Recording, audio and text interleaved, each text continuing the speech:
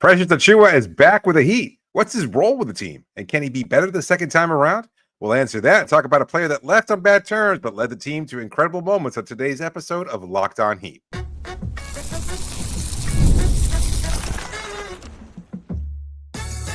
You are Locked On Heat, your daily Miami Heat podcast, part of the Locked On Podcast Network, your team every day. All right, welcome to Locked On Heat, your daily podcast on the Miami Heat. Whether you're tuning in on YouTube or on your favorite podcast app, thanks so much for making Locked On Heat your first listen every day. I'm Wes Goldberg. I'm the host of Locked On NBA Daily on Real Jam Radio, and I'm here with David Ramil. Both of us are credentialed Heat media members who cover this team every day. And David, really excited for today's show. We are continuing our 25 of 25 series with Jimmy Butler, and I was tasked with writing the history part of our Jimmy Butler thing here, and I did my best to be nice. So I'm going to leave it there, and we'll get to that in a little bit. But we do have to start today with the news that the Heat have signed Precious Achiuwa to a one-year non-guaranteed deal. He is the 15th man on the standard roster, at least for now. We've talked a lot about the Heat and Achiuwa over the last couple of weeks, and they finally got a deal done. What do you make of them getting this deal done and the Heat seemingly filling their need for a backup center? Seemingly, I think is the right word to use there because Achiuwa, somewhat of a limited player. And so there's an obvious area of need for the team. They were lacking in quality big men that have NBA experience. And that being the case, Achiuwa seems to fill that need. And yet, what's the ceiling for a player like Achiuwa? Obviously, he was drafted here. He had some moments. I think Achiuwa, again, he's the most basic of centers that you can possibly get on the market. There's not really better options. He's not a shooter. Doesn't have good touch around the basket. He does bring high energy. He's a motor kind of guy. Will be active in chasing rebounds. Okay defensively, although I think he tends to gamble a little bit more. He just doesn't have the size either to be a quality shot blocker. He's an unskilled power forward that plays the center position, basically, given his size. And so I'm kind of torn because I do love a good reunion story. I mean, we were both very excited about Josh Hutchinson returning to the team, even though that didn't work out quite the way we expected to. We've talked about a number of players who have left and come back during this 25 of 25 series that we've gone into NBA history or Heat history. And there's always great moments there. It should be something exciting and fun. And yet with Precious, I'm kind of like, I don't know if that's the right option. I don't know if that's the best center that was available out there. I don't know if it was worth it to sign somebody just to say, yeah, we sure have something like a big out there on the roster. So I don't know. Yeah. It's a move. It is really a move. To your point, you hope this isn't Michael Beasley returning, where that just didn't work, right? And it feels a little bit like that because, like Michael Beasley, there was a lot of questions about Precious Achiuwa's we could call it maturity, although I think it's a loaded word that I don't really like, but you hear that word thrown around a lot with Precious and things like that. If I were going to spin this positive, what you said was he's a proven big man. He's a guy out there. And yeah, that's it. That's all he is. He's not asked. I know he was the former 20th pick in the draft. I know they chose him over Tyrese Maxey and Desmond Bain. That's all in the past, man. Let it go. Right now, the Heat have Khalil Ware. They have Bam Adebayo. They have their front court of the future. We know what it is. We don't need Precious to be that guy anymore. We need Precious to be a warm body with NBA experience. And guess what? That is exactly what he is. He is a warm body with NBA experience who isn't going to even play, if he's on the roster, by the way, which we'll get to here in a second, isn't even going to be playing most nights. Certainly not heavy minutes. That's Bam and Khalil. Even if Bam and Khalil start, those guys are going to be toggling between at center most of the game anyway. This is a break glass in case of emergency, in case Bam or Khalil get into foul trouble, or one of them is hurt, tweaks a hamstring, or even if Vlad Golden isn't ready to play right away. That's what this is. It's also, like I said, warm body. The guy's played 26 playoff games over his career. That's not nothing. Played 8 playoff games. He appeared in 8 playoff games for the Knicks during their run last year. That's not nothing. And when he played for the Knicks, he wasn't productive. He wasn't helpful, but he wasn't hurtful. And that's all we're looking for. He's not you're not thinking about him as the 20th pick, the guy you took over Maxey anymore. You're not thinking about him that way anymore, Heat fans. You're thinking about a guy who could just come in, and spot you some minutes, eat some innings, and then get off the floor for the most important moments. Yeah. I wonder though. We know what he's capable of, but would it have been better to say take somebody who might be more of a floor spacing big to kind of Who's out provide there? somewhat of a complementary skill? You have a name? No, I don't. I don't know if there's just The market happens to is be dry right now, man. Like, at least with Precious, you have first round talent, athleticism. You're familiar with him.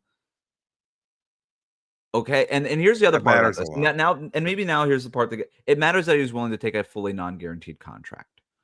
I don't know that all the centers who are out there, and I don't have a list of names. It's just not important. None of them are any good.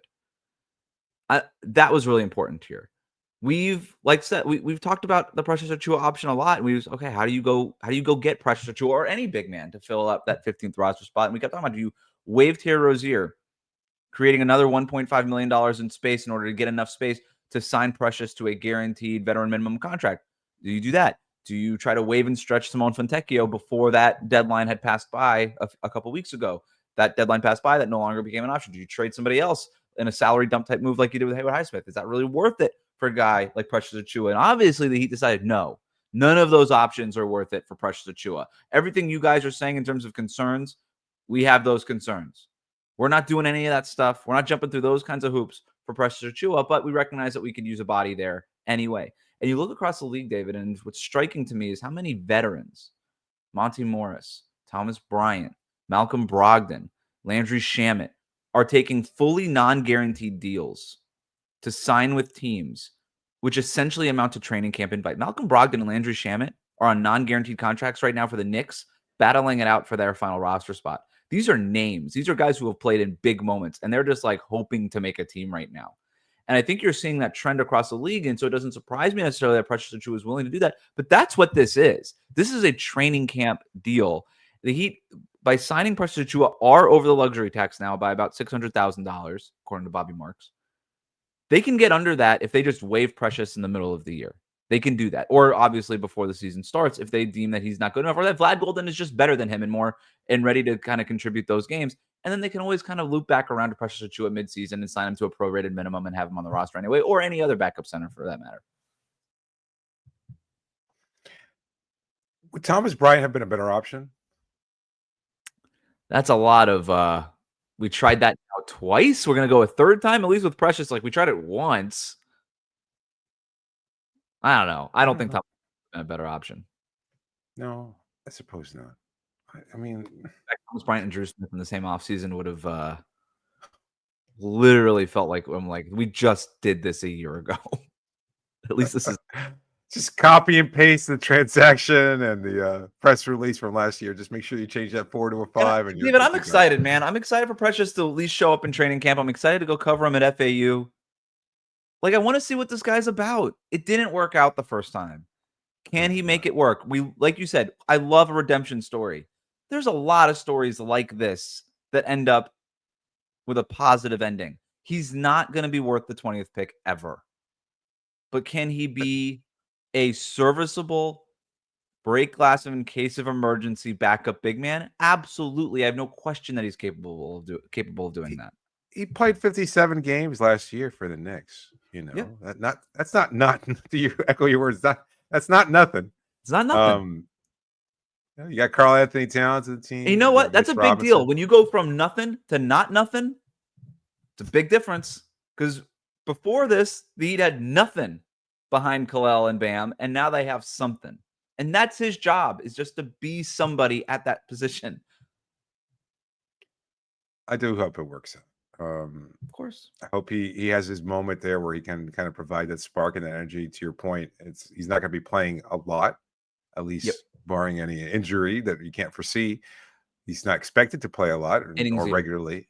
Yeah, minutes here. But he can go out there. He'll provide some energy. He'll get his hand caught in the cookie jar. He'll be a little foul prone. And he's got something to prove. I like that. I like that on a chip on That's the shoulder. what I'm hoping for. That's what I'm hoping for. Does he recognize? Right. Was this summer a wake-up call on that for a 4-year player that was a high draft pick and has some athleticism, has some experience, that somehow and it hasn't even it's not like Bryant, who's gone through injury issues and you question whether or not he can continue to be healthy or impactful. And wasn't a first round pick. Yeah, Achiuwa's a okay defender. Maybe again, I guess the yin to Thomas Bryant mediocre Yang.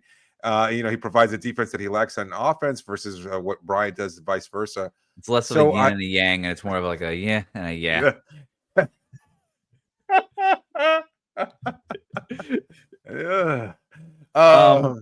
Yeah.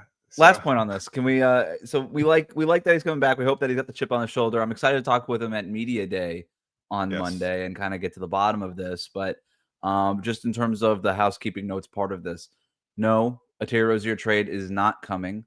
The deal was fully non-guaranteed, which allowed Miami to operate in, yes, technically above the luxury tax, but in a space where they don't really have to worry about it. It's very easy for them to get back under the tax. You don't have to be under the tax when the season starts. You have to be under the tax when the season ends. So it's a very important part here. So for when we keep talking about the Heat, they have essentially a mandate to be under the luxury tax. They'll never call it that, but let's just call it what it is.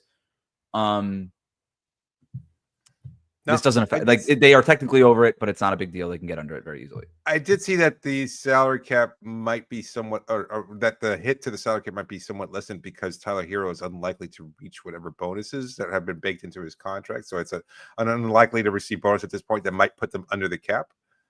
Is that possible? I didn't see that. My understanding was with the new CBA that unlikely bonuses were already baked into the cap. I don't know if there's some way to like kind of retroactively take those out if you don't hit like a games played type of thing. I don't know, but I think that's what it is. Either way, the Heat are not operating in a space where they're worried about the luxury tax after signing Precious Achiuwa. It's also not a guarantee that he makes the roster. I want to make that very clear. This is essentially a training camp deal. The Heat are going to have to waive somebody that was on an Exhibit 10. We don't have word on who that is yet.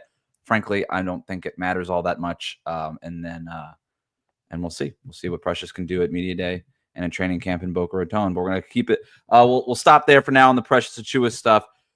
25 of 25 is next, and we're talking about Jimmy Butler. While the wound is fresh, David.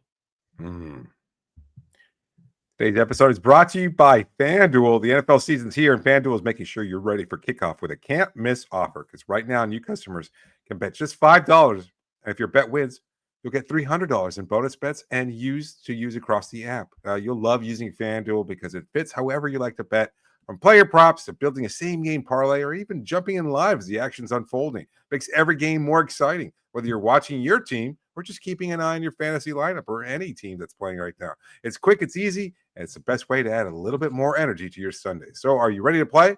Download the FanDuel app now by visiting FanDuel.com to get started. That's FanDuel.com. Place your first $5 bet. We'll be right back. Thanks again for making Locked On Heat your first listen of the day. This is our 25 of 25 series, looking back at the top 25 Heat players of the last 25 seasons. Each episode will be taking an in-depth look at every player who made the list, as voted on by us and our Locked On Heat insider community through the lens of what made them a definitive part of the franchise's history. Checking in at number 4 was Chris Bosh. Now, we are in the top 3, David. His arrival single-handedly ushered in a new era of Heat basketball. He's so good that his last name is not literally Buckets. Some love him, some hate him. Some love him and then hate him. Overlook him in the regular season if you want, but don't underestimate him come playoff time. And definitely don't choose Tobias Harris over him. It is Jimmy Butler. David, here we go. Like I said, I'm trying to be fair here. I have a reputation. Noted Jimmy Butler hater, Wes Goldberg. I'm going to try to be fair here and hold no grudges. You let me know at the end of this whether or not this was fair. All right, fair enough. Let's start with the facts. Jimmy Butler joined the Miami Heat in July 2019 through a sign and trade deal with the Philadelphia 76ers, marking the beginning of a new era for both him and the Heat franchise. Miami has long sought a true superstar to lead its next chapter after the Big Three era, and Butler quickly embraced the challenge. His arrival signaled a cultural alignment with the Heat's famed Heat culture, toughness, accountability, and a relentless work ethic. Butler's impact was immediate. In his first season, he led the Heat to an unexpected run to the 2020 NBA Finals inside the Orlando bubble. While some players were getting wings delivered to the bubble's boundary, Jimmy Butler was practicing in his hotel room, dribbling so loud the neighbors could hear. As teams fell away, the Heat marched on through the bubble, Despite the Heat being heavy underdogs, Butler delivered legendary performances, including a 40-point triple-double in Game 3 against the Lakers. Without Bam Adebayo and Goran Dragic for most of the series, Butler and the Heat still pushed LeBron's Lakers to 6 games. Despite the loss, Butler's effort and iconic photo bent over the stanchion cemented his reputation as one of the league's fiercest competitors. Over the following seasons, Butler consistently elevated the Heat in big moments. He led Miami to the Eastern Conference Finals in 2022, coming within a single shot of returning to the finals after a 47-point masterclass in Game 6 against the Boston Celtics. In 2023, Butler carried the 8th-seeded Heat through one of the most improbable playoff runs in league history, upsetting the Bucks, Knicks, and Celtics to reach the NBA Finals again, where they lost to the Denver Nuggets. His fearless play earned him the nickname Playoff Jimmy, a persona he downplayed publicly but often embodied.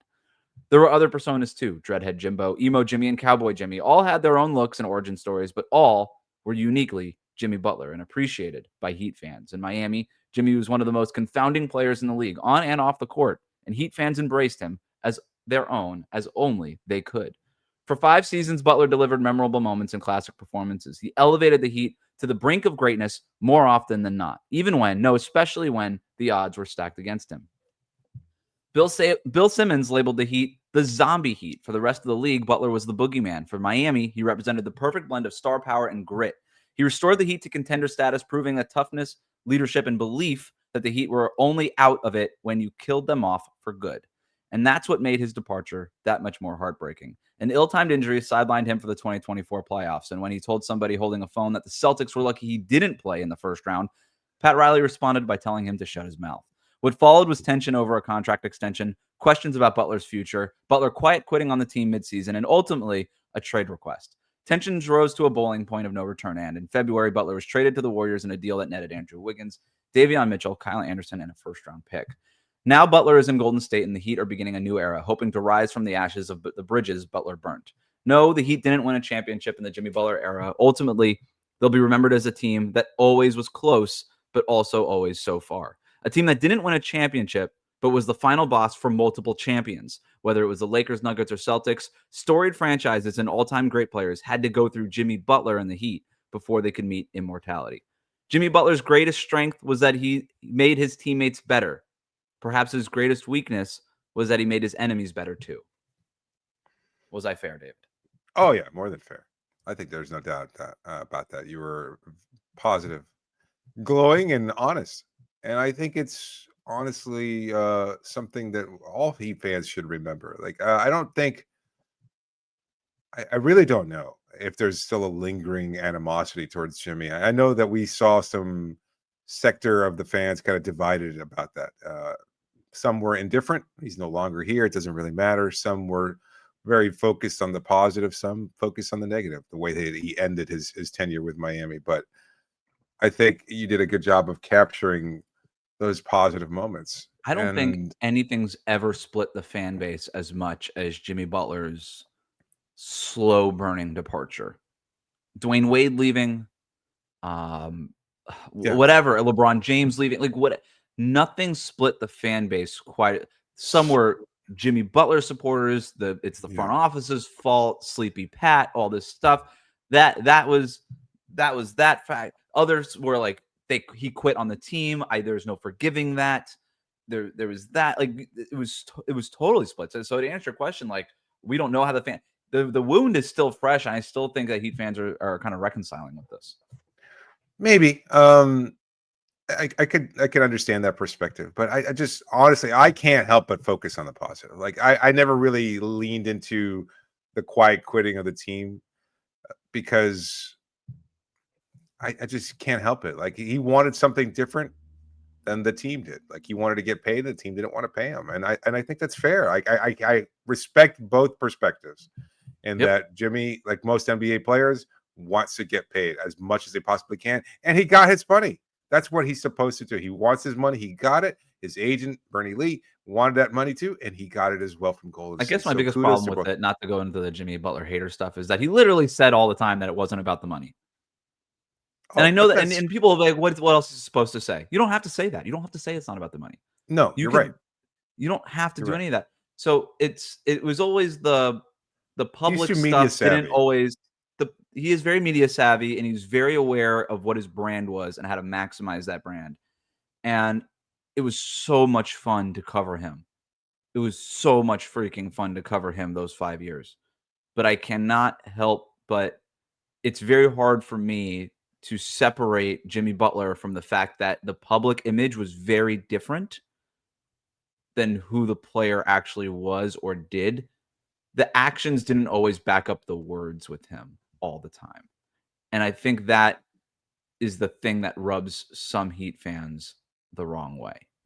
The actions on the court or off the court? On and off the court, right? I think the ultimate was, hey, we're going to win the championship. And boy, did they get to the brink of that a couple times. So in that sense, I would say that the actions got really close to backing up the words. And if all you paid attention to were the bold predictions and the bold proclamations, and then the Heat almost winning it, then you're telling me, Wes, you're full of bleep right now. What are you even talking about? What I'm talking to you about is how he's always there for his teammates, representing the Heat culture. The money doesn't matter, all of that stuff. And then I'm the hardest working player on the team, all that stuff. And then when things don't go his way, all that stuff just disappears.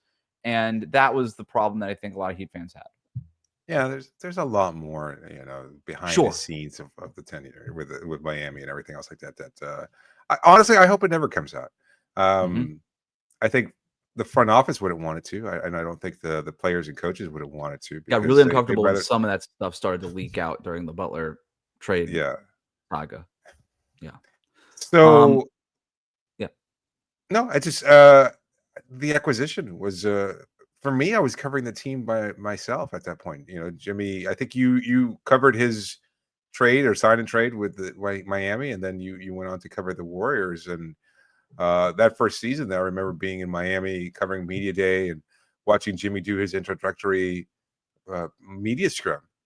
And watching as Dion Waiters on the team at that time walks by and Jimmy extends a middle finger towards him. But it was brash, it was arrogant, it was kind of in your face, and it was perfectly tongue in cheek as well. That was just who Jimmy was. Like he didn't mind poking the bear. He didn't mind saying things that would upset and rile up some of his teammates. I think he kind of liked it that way. He was just different. Yep. He was his own unique flavor. Absolutely. In a positive way. I mean that in a positive way. He had fun. Yeah, he did. I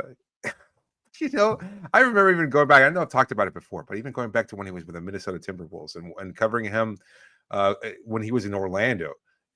Weird. They had like an early morning availability before practice started. So I had to leave from Gainesville to Orlando like at 6:30 in the morning to get there before practice started at 9 because they were going to have a media availability at 8:30, whatever. It was a crazy, very unusual for teams to do that. And he wasn't even available. He was actually going to be out that day. And he made fun of, I believe Jeff Teague was on the team at that point in time. And Teague fell over on his chair. And Jimmy Butler loudly in street clothes yelling, "That's what you get. That's what you get," like making fun of Teague. But Teague loved Jimmy too. And that was the whole tension between him and Towns and Wiggs and everything like that. But I remember talking to Jimmy, and he spoke so glowingly about Wiggins because he had so much potential. Towns, not so much. But Wiggs, he spoke very highly of.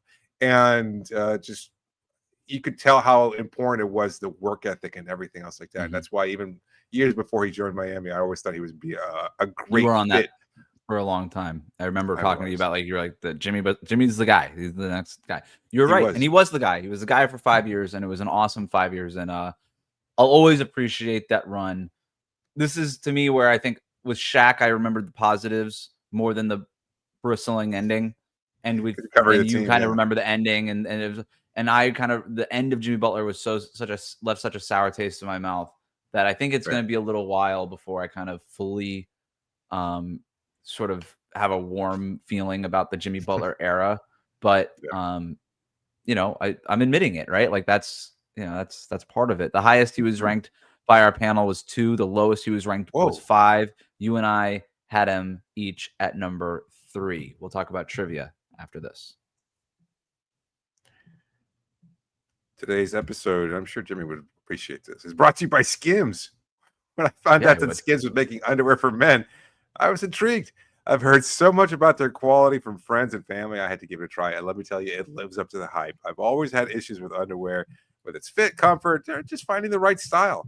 But Skims has changed all that. Their men's line offers something for everyone, from boxer briefs to classic briefs, all designed with a perfect balance of comfort and style. I tried the Skims Boxer Brief, and let me tell you, I'm hooked. They're perfect for an active lifestyle. They move with you. They never lose their shape. They stay in place all day. Whether I'm working out, running errands, picking up my son from school, they're the most comfortable and reliable underwear I've ever owned.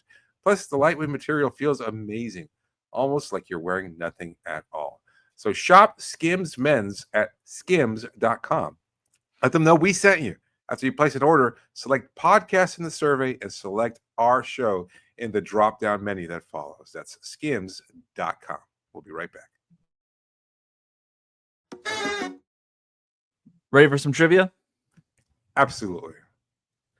Jimmy Butler ranks first in Heat history in this category, ranking ahead of LeBron James, Bam Adebayo, and Dwayne Wade in that order. What's the category? Free throw attempts per game. No, good guess, though. I'll give you one more guess. I don't know. Triple doubles with 13. Yeah. Wow. LeBron had 9. Bam has 8. Dwayne Wade had 5. That's amazing. 13 triple doubles. Oh, yeah. Yeah. I should have known that. You should have known that. Butler insisted at Media Day that his dreadlocks for his famous Dreadhead Jimbo look were not extensions. Were they? Yes, absolutely. Okay, that was an easy one. You reported on it for the Ringer, the whole process. I did, thank you. I was trying to plug it there without being too shameless. Jimmy Butler starred in a music video during his stint in Miami. What band was a music video for? Is it Fall Out Boy? It was. There you go. Those were easy nice. Trivia questions. Like, it was hard to come up with. It's also fresh. It's hard to come up with stuff like you remember all of this. So. You're living here. Yeah, you're living through the whole era and everything else like that. You could have gone like, where's he from? I think I was like Tomball, Texas, like whatever. I don't like the biography stuff. It's like too much of like a history quiz, which is too triggering. These are our recurring segments. Let's get into our sliding doors moment. This is a what if moment that could have changed the way that this player is remembered for better or for worse, or could have changed the trajectory of his career. Did you come up with anything for this? It's got to be the departure, right? Like it changes you just everything. Okay. Yeah. I So mean, maybe that's what easy. if he gets the extension? Well, I think he's remembered differently, but because even if you overpay him, which it would have been an overpay had they been able to, or if he takes the hometown discount and he agrees to sign with the team, would he edge closer to 2 on the all-time list? Let's play that one out, though. Discount. If he takes the hometown discount, yes, everything's gravy. What if the Heat overpay him? How does that impact his legacy? As a guy who his body isn't what it was when he was acquired by the Heat in 2019. He is missing more games more often. He did not finish the last 2 playoff series for Miami, partly because he was traded for one and then because of the injury. If they overpay him and now he it's probably fine right away. Okay, it's probably fine. But in year 2, 3, 4 of that extension, what if he becomes this albatross on the books? How does that impact his legacy? Because that could kind of go the other way. Oh, no doubt. I mean, people will resent him. They'll talk about wanting him waived, and that's kind of erases the whole how much we appreciate you and how much you're a big part of Heat culture and everything else. Like, God, but why do we pay him that much money? Which is what we warned people all along, that you had to have a set amount that you felt comfortable paying Jimmy, which was still probably more than he'll live up to in terms of value.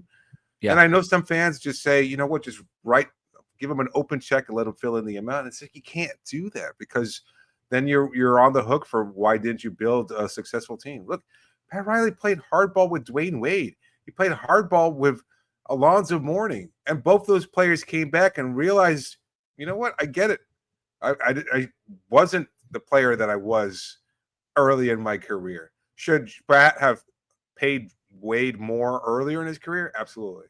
He paid Alonzo as much as he possibly could. And when Alonzo said, you know what, I know I've only got one kidney, but hey, can you pay me X amount of dollars? And Pat was like, I love you. You're like a son to me. You're one of my favorite players, but go get that green somewhere else, because we're not going to get it from here. So they knew, right? And it's in today's, and what's different now versus with Dwayne Wade and Zoe is, in today's second apron world, it's just really hard to pay these guys and build a team around them. And so it just would have ended up being a situation in a couple of years where it was 36-year-old Jimmy Butler making close to more than $50 million a year and being forced to trade somebody that was like Tyler Hero or Bam. And maybe some Heat fans are like, go ahead, trade them. Okay, fine. You're not replacing them with like salaried players. Right. It would have just been Jimmy Butler and like a bunch of Haywood Highsmiths. Like it just wouldn't have worked. So like there's just no way to build out the team that way. For the record, the players, the fans, complaining about why they would acquire a similarly older player in KD, his game is going to age much better than Jimmy Butler's. Love Jimmy Butler. Durant's better. Like stop. I know if Jimmy Butler's your favorite player, I get it. I understand the emotional connection. I won't dismiss that, but Kevin Durant is a better player. Like what? It's different. Finally, that's just the case. But even like if you're concerned about the age factor, it's like he's still going to be able to put up jumpers that's 7 feet tall over everybody. Jimmy can't bull his way to the rim anymore the way he wants to. One other sliding doors moment that wasn't on my list, but you kind of reminded me of it. What if Kelly Oubre doesn't land on his knee? Does that make a difference? Because then there's no opportunity to tell the guy with the cell phone, the Celtics are lucky I wasn't there. The Knicks are lucky I wasn't there, because he would have been there. Presumably healthy. I still think the Heat lose to the Celtics, right? They're still playing the Celtics in the first round, or the Knicks. I think they lose to either one. They definitely lose to the Celtics. So I don't think it ultimately matters. I think you don't have that explosive Pat Riley comment in his end of season press conference, but I still don't think that the Heat are going to be willing to shell out a bunch of money like we were talking about for an aging Jimmy Butler at that point, even without the injury. But I'm curious what you think, if you think it would make a difference. I don't think so. Like, I don't even know how much that comment by Pat really set things down the path that they went. Like it's overstated. You're right. I think so. Like, I mean, it felt inflammatory at the time. We were both there. We heard Pat make that comment. We were like, well, yeah, I get it. And everybody was going to be talking about it. We recorded right from the arena right away because that was a bold take. But we get it. That's just Pat is. We had been talking about the potential contract dispute between the Heat and Jimmy Butler for months before the Pat Riley comment, because it was there. And maybe the Pat Riley comment inflamed it, made it more of a national storyline a little bit, made a lot more people start paying attention to it. But locally, people knew that the extension date is the extension date. The contract is the contract. It's all out there. It's all public knowledge. We know what it is. We know where the Heat stood on that. I love how Tobin still gets hate for it. Like he's the one who forced Jimmy out of town just because he asked a question. Yeah, that's great. He deserves it, by the way. My other sliding doors moment was, what if the Heat get Lillard in 2023? Oh, that's the obvious one. I would even say, once it was clear that they weren't getting Dame, what if they were to pivot to James Harden at the beginning of that season when the Dame thing fell through? You're stuck on that. I still think I was right. And I'm not a Harden guy, but I still think I was right. But to me, when everything really came to a head, and the beginning of the end of the Jimmy Butler era was the summer of 2023. Ironically enough, right after they made that amazing run to the finals, it was all downhill from there. That was the beginning of the end, was that summer. They don't make the Damian Lillard deal. They don't do anything else significant to the roster. Gabe's gone. Max is gone. Jimmy shows up, emo Jimmy. This is how I'm feeling right now, he tells the media that day. And it's in that whole season sucked. And then he gets hurt when Kelly Oubre lands on him in the play-in, and that golden carrot that carrot that was always out there. Hey, just get me in the playoffs, and then I can morph into Jimmy Butler, playoff Jimmy. Goes away. One fell swoop, gone. And the entire season is for nothing. And then obviously everything that happens last year happens. To me, I don't think that stuff happens if they get Damian Lillard, or if they make the move for James Harden, or if they just get a significant co-star who can help Jimmy Butler out and make this team better in the regular season, because it turns out the regular season does matter. Yeah, that is a huge point there. We talked about it following the trade, like the emotional hangover from that. Like you have to welcome Tyler back, even though he was out the door basically. Yep. And the trade for Lillard, and you have to there is a sting from that, and it has to permeate throughout. So the last 2 seasons have kind of been heavy-hearted for this team, and I don't know that this now the current locker room season, had a bad vibe. It did. And now with the loss of Tyler, does it get better? Does it get worse? Like, I don't even know. I think it'll be worse. I don't think it'll be worse. It just could be as bad as it has been over the last couple of years, because you're missing Tyler Hero. That's a big part of what you were looking to build on moving forward. I think I'm curious to see how it plays out. Like, will people be happier, knowing, oh, Tyler's hurt, but he's coming back? It's not like Tyler hurt. I don't think that the Tyler injury is going to impact the locker room all that much. I do think it sort of dampens the outlook, obviously, but that's fair. I think the locker room is going to be in a good place, because I think now who the leaders are. Tyler's going to be around the team. He's a leader. Yeah. Bam is obviously the leader. And I just think it's good to have that kind of pecking order and just know who's in charge and who's not. And none of these players have one foot out the door. And you're not wondering, does this guy care more about his contract or more about the team? And I'm not blaming a player for caring about his contract, but it is something that impacts the locker room. And we're just stating facts here. And that's all there is to it for that. So, right.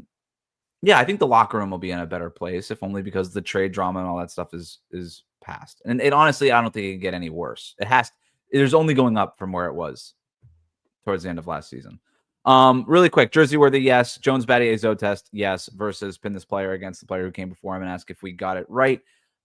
We put him over Chris Bosh. You and I both had him over Chris Bosh, so I think we agree that this was the right call. Yeah, but it's a tough one. Like, I mean, Bosh, a 6-time All-Star during his tenure here with Miami, like more decorated player, but 2 championships, fair. 2 championships, but didn't carry the team as singularly in those big moments either. Like, Bosh's impact was huge, but more strangely enough, it felt like more of a contributor during the regular season versus during the playoff runs. Like, he had his big moments. What was the big Chris Bosh moment, right? That's what we don't really have with him. With Jimmy, we have so many. Yeah. The bubble run cemented it. Like, you did a great job of painting that picture of the bent over the stanchion and doing everything he possibly could. But even just the look, like, he was grizzled, his beard grew out, his hair different, He looked like all of us in COVID, where it's like, why shave? He looked the way we all felt, and that's a good one. And but his effort was so supreme, so singular too. I mean, again, you're starting Kelly Olynyk and Myers Leonard, and you're trying your best to force your way, and then they still managed to win 2 games. Chris Dunn, Kendrick Nunn. Why did I say Chris Dunn? Sorry, Kendrick Nunn. Yeah. No, yeah. No, you're right. You're right. But the moment, and if we want to kind of push back against like all that matters is championships, this is the way to push back on it, right? Where, hey, these moments mattered. This guy was the number 1 guy. Chris Bosh was the number 3 guy for the most part during his tenure.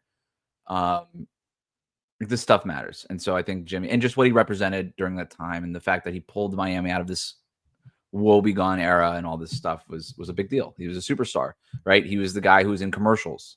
Chris Bosh wasn't in commercials. That stuff matters. Yeah.